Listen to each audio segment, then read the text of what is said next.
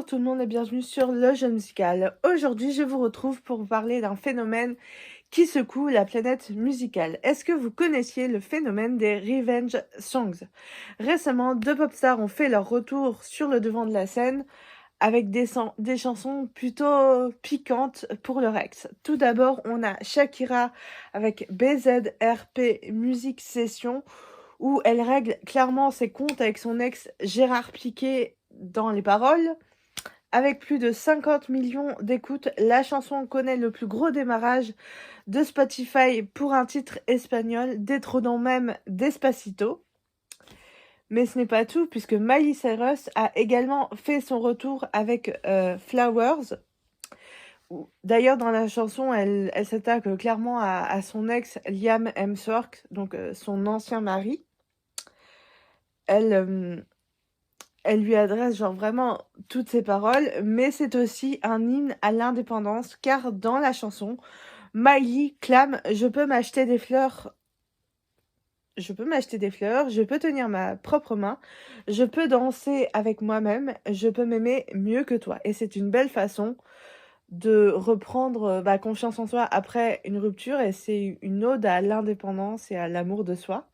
Mais le phénomène des revenge songs n'est pas nouveau puisque en 2002, Justin Timberlake a sorti le tube Cry Me a River qui parle de sa rupture avec Britney Spears. On a aussi Taylor Swift qui est connue pour, enfin du moins elle était connue dans les années 2000 pour transformer toutes ses ruptures amoureuses en tubes planétaires. Donc par exemple avec Picture to Burn, elle parlait justement d'une rupture qu'elle a transformée en chanson. On a aussi Best Your Windows de Jasmine Sullivan ou encore Since You've Been Gone de Kelly Clarkson.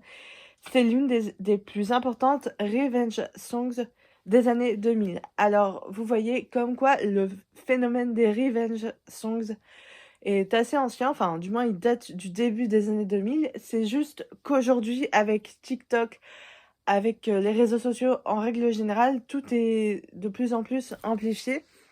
D'ailleurs, à l'heure où je vous parle, Miley Cyrus a battu un record avec le titre Flowers, puisque ce nouveau single la classe a dépassé les 100 millions de streams sur Spotify une semaine après sa sortie, ce qui est quand même assez énorme et voilà, et ça montre que ça bouge en tout cas dans la société.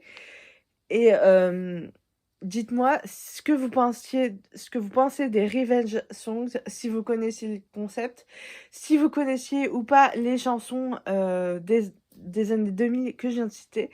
J'attends vos avis en commentaire pour qu'on en débatte ensemble.